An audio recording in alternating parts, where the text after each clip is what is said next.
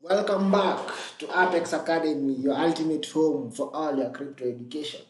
As always, smash up the like, subscribe to the channel, one new stream every day 8 p.m. East African time. So make sure you get tuned in not to miss an update.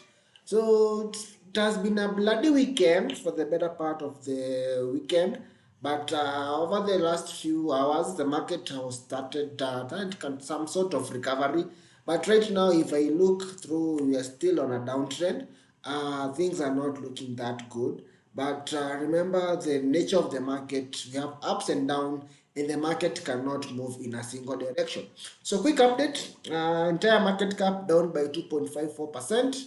4.5% rather. We've fallen below the $1 trillion mark, which should be something of a concern because whenever you fall below the $1 trillion mark, it basically implies that there is so much fear in the market and guys are still taking out their assets, which will not be the case because eventually the market will come back up.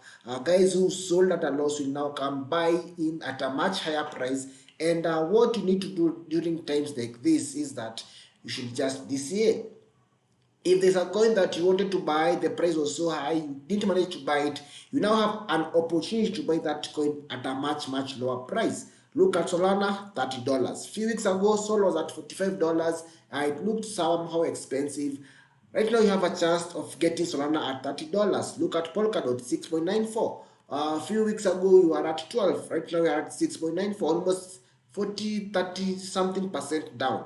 So instead of sitting there idle and saying the market is doing badly, you just DCA the coins that you've always loved, and in the next few weeks, the next few days, things are going to be looking great. You look back to where we are right now, 2-3 weeks later, and most of these coins will actually be doing amazing. All these reds you are seeing here will have turned into the greens. So if we look at Bitcoin, right now we are at 19,709, down from where we were closed at last night because if you look at this candlestick, we closed at around 2350. Right now we are at 19,715. We've failed to break this resistance level. We are still playing below it, support level rather. We are still this support, but this support is now our next resistance line to break.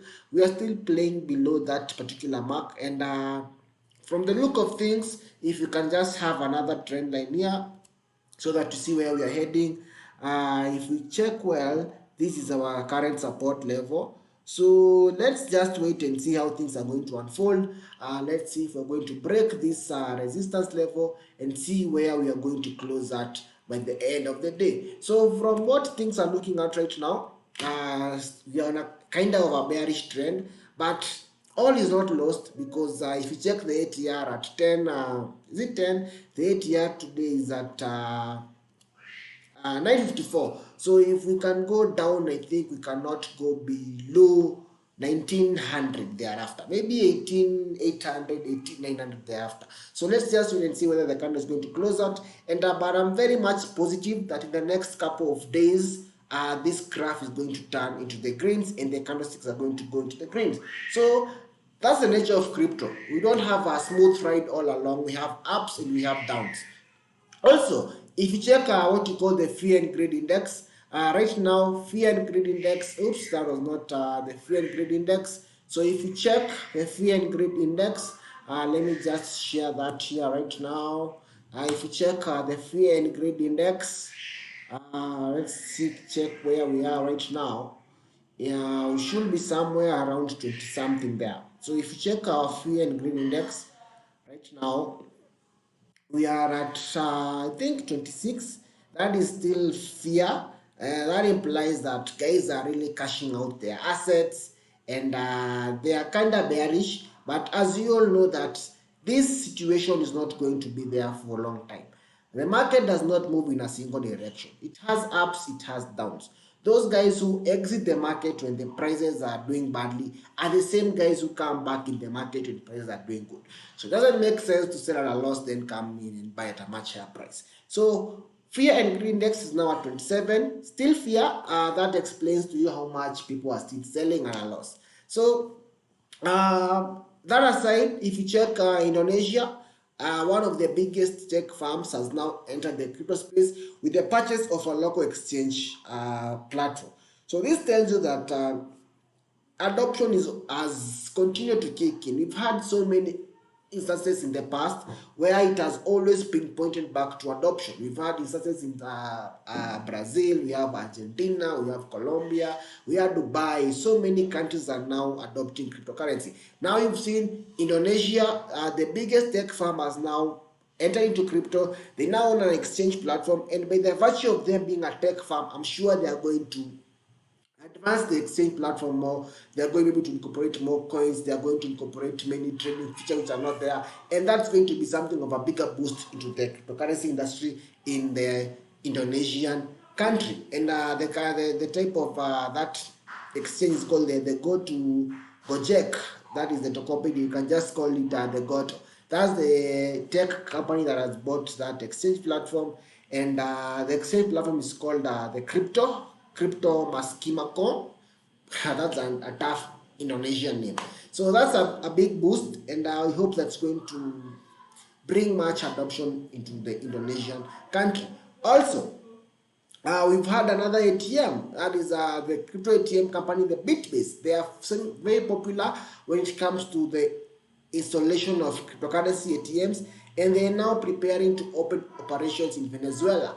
Earlier ago, I think a few days ago, I gave a list of countries that have really adopted cryptocurrency, and Venezuela was one of these countries. Right now, we are seeing that ATMs are being rolled into their country. So this tells you that majority of those citizens are now uh, into crypto, and that's why there was the essence of bringing this ATM in that particular country, so that guys can be able to trade and withdraw deposit cryptocurrency with ease, since they have an ATM that's going to be easy to operate and to work with.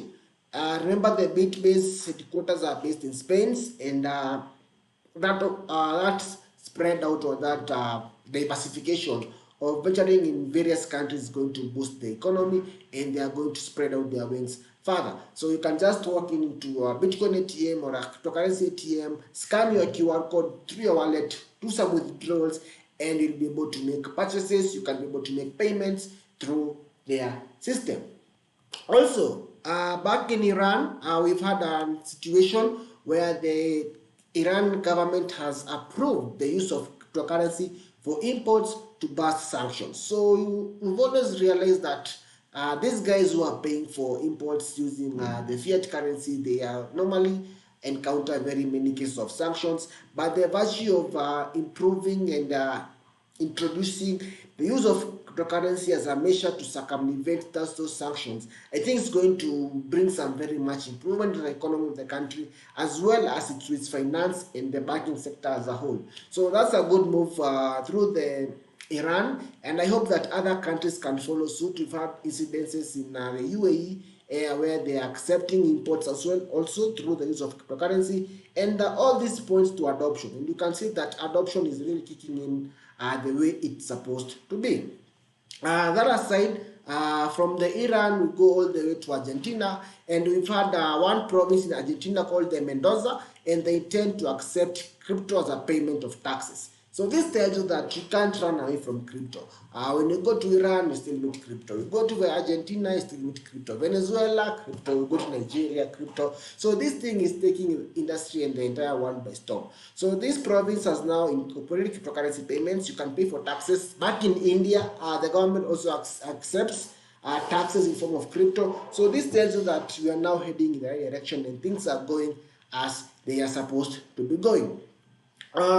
So also the Brazilian crypto exchange, the Gitra, they have launched trading platform using the NASC's cloud-based technology, and this has always been attributed to the early adoption that was happening in Brazil. We've had banks that have enabled customers to purchase cryptocurrency direct from their wallets, or direct from their bank to their wallets through their use of their systems and technologies. So kudos to Brazil, kudos to the president, the government, kudos to Argentina, Iran, Colombia, Venezuela.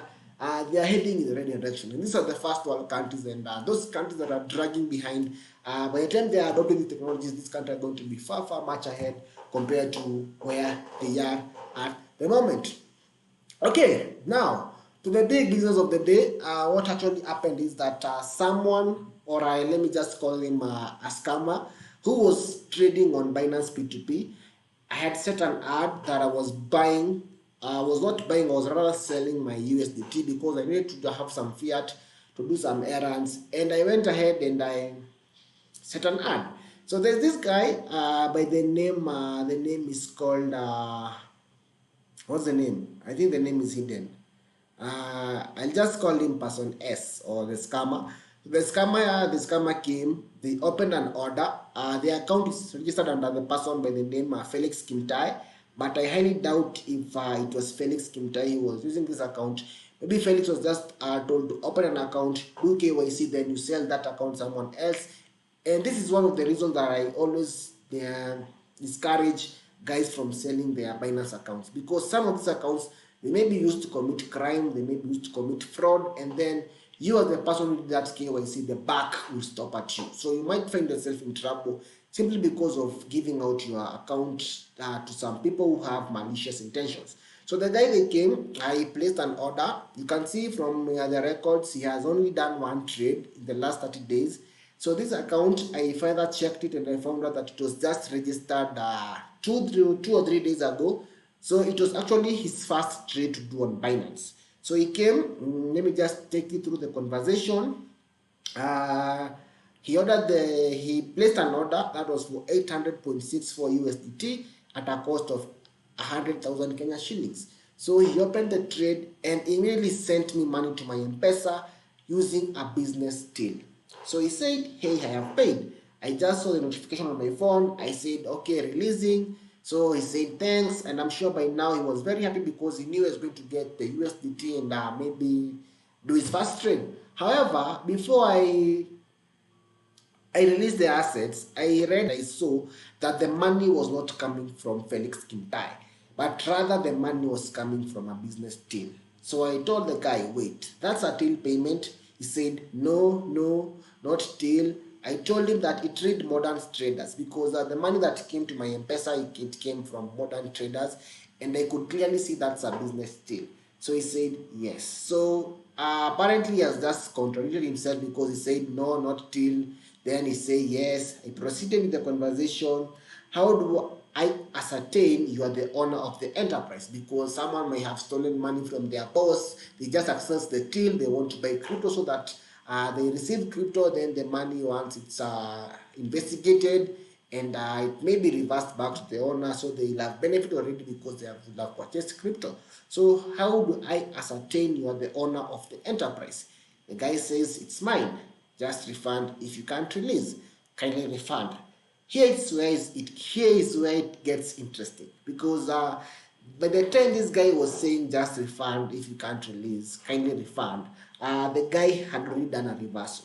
So that implies maybe he wanted to give me another number that I can refund money, and from his reasoning, it seems that he knew I had more money in my M-Pesa, and I'll be able to do the reversal because I had not received the notification from Safaricom that the reversal has been initiated, but the money was not in my M-Pesa. So if I had more money, I would have just sent him that money, then cancel this trade. Maybe he would have not canceled that trade either. So he'll have the 100,000 back, which was reversed, and then I'll send him an additional 100,000 back.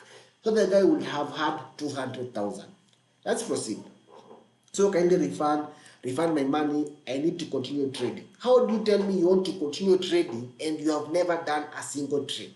So those were just some red flags that I pointed out, and I didn't release the assets.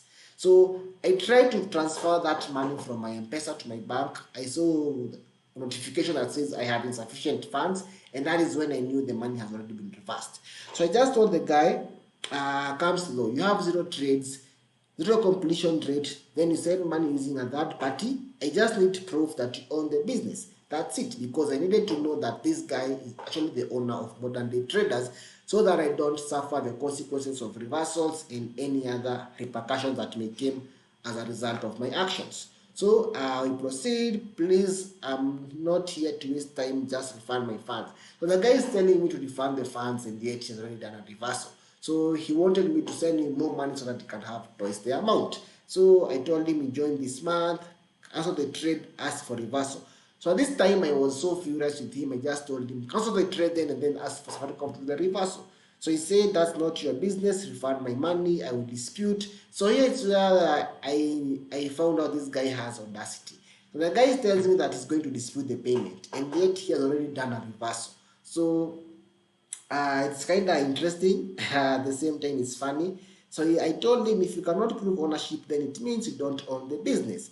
I have the certificate. I have the cert. That means that he has the certificate to show that he's the one who owns the business. So he said, and it's none of your business. Let me dispute. So the guys want to dispute the payment, and he knows very well that he has reversed the money.